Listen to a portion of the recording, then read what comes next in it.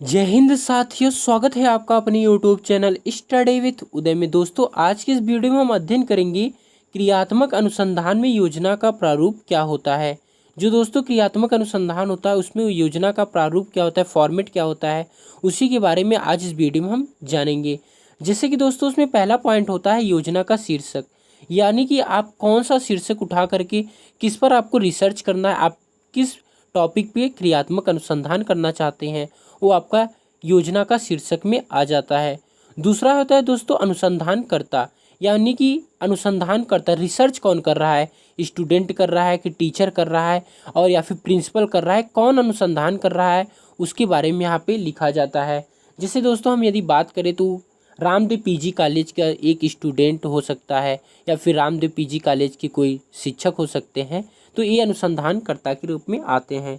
दोस्तों योजना की पृष्ठभूमि, योजना की पृष्ठभूमि में क्या है दोस्तों कि जो योजना आप तैयार कर रहे हैं, क्रियात्मक अनुसंधान जिनमें करना है, आपको क्या क्या समस्याएं मिली हैं, आप किन पे रिसर्च करना चाहते हैं, आपको क्या क्या समस्याएं उत्पन्न हुई है, उसके बारे में आप योजना की पृष्ठभूमि में लिखते हैं। और योजना का क्या उद्देश्य होगा, तो आप जब क्रियात्मक अनुसंधान करते हैं तो उसमें क्या क्या उसके उद्देश्य होंगे, जैसे कि 4 से 5 आप उद्देश्य भी लिख सकते हैं कि वहाँ पे आपको उस योजना का रिसर्च करने पे क्या उद्देश्य होगा। योजना का महत्व, मतलब योजना का महत्व क्या होगा, इसके बारे में आप लिख सकते हैं। और जो आपका छठा पॉइंट है वो है समस्या। तो समस्या, आप समस्या का क्षेत्र, समस्या का विशिष्ट रूप और समस्या के लिए साक्षियाँ। यदि समस्या का क्षेत्र हम बात करें तो दोस्तों समस्या का लिमिटेशन हम इसमें देखते हैं कि समस्या कहाँ पे उपस्थित है, इसके बारे में जानेंगे। समस्या का विशिष्ट रूप, यह जो विशिष्ट रूप है जैसे कि उसका सीमांकन और परिभाषीकरण, ये आपका ख में आ जाएगा। और ग में दोस्तों आ जाएगा समस्या के लिए साक्ष्य। यदि आप कोई समस्या देख रहे हैं तो उसके प्रति आपके पास क्या साक्ष्य, क्या सबूत है, ये आपका इसमें आ जाएगा। घ में दोस्तों देखेंगे तो समस्या के कारणों का विश्लेषण, आखिरकार ये समस्या जो उत्पन्न हो रही है उसका क्या कारण है, उसी का विश्लेषण इसमें किया जाता है। और फिर आता है आपकी विशेष बातें। दोस्तों हम सातवां पॉइंट देखते हैं तो क्रियात्मक परिकल्पनाओं का निरूपण होता है। क्या होता है, क्रियात्मक परिकल्पनाओं का निरूपण होता है, जिसमें कि दो पक्ष होते हैं, क्रिया पक्ष और लक्ष्य पक्ष। तो क्रिया पक्ष में को क्या कहा जाता है, प्रस्तावित क्रिया भी कहा जाता है, और लक्ष्य पक्ष को क्या कहा जाता है, अभिष्ट परिणाम कहा जाता है। दोस्तों क्रियात्मक परिकल्पनाएं की क्रियान्वयन जो होती है यह 3 विधियों द्वारा होती है, 3 क्रियाओं द्वारा। इसमें आती है क्रियाएं जो कि प्रारंभ करनी है, मतलब जो स्टार्ट करना है एक्शन रिसर्च करने के बाद क्या क्या आप उसमें डेवलपमेंट करेंगे, क्या चीज़ उसको लागू करेंगे, इम्प्लीमेंट क्या करेंगे, ये आपका क्रियाएं में हो जाए।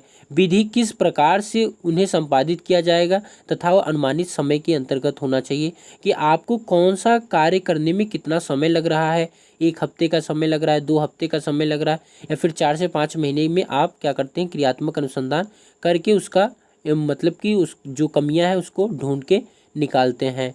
और अपेक्षित साधन, किन साधनों द्वारा संपादित किया जाएगा, कैसे उपकरण, कैसे उपकरण यूज किए जाएंगे, और किन साधनों द्वारा क्या किया जाएगा, संपादित किया जाएगा, ताकि क्या हो, कोई क्रियात्मक अनुसंधान जो हम किए हैं उसका फुल फायदा मिल सके हमें। नेक्स्ट है दोस्तों मूल्यांकन होता है, और मूल्यांकन में क्या होता है, प्रस्तुत क्रियात्मक परिकल्पनाओं के आधार पे होता है। जो आप क्रियात्मक परिकल्पना करते हैं उसी के आधार पर मूल्यांकन किया जाता है।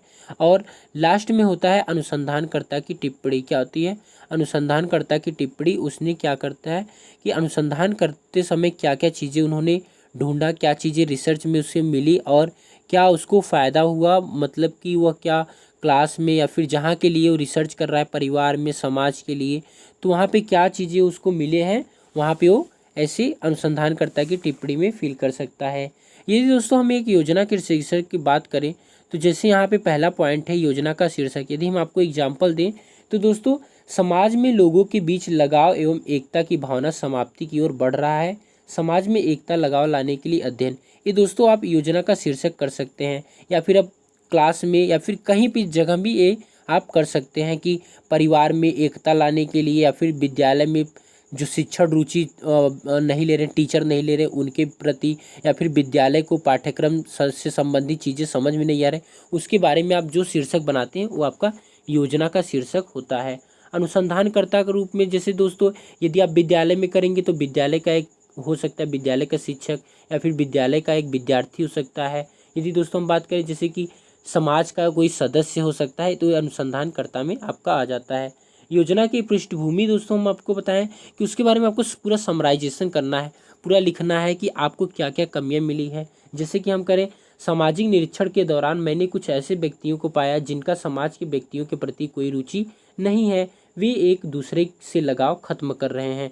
दोस्तों आज की जनरेशन में ऐसा हो ही रहा है कि लोगों के पास फ़ोन आ गया है और फ़ोन की वजह से लोग एक दूसरे से मिलना जुलना कम पसंद करते हैं और व्यस्तता भी बहुत ज़्यादा रहता है।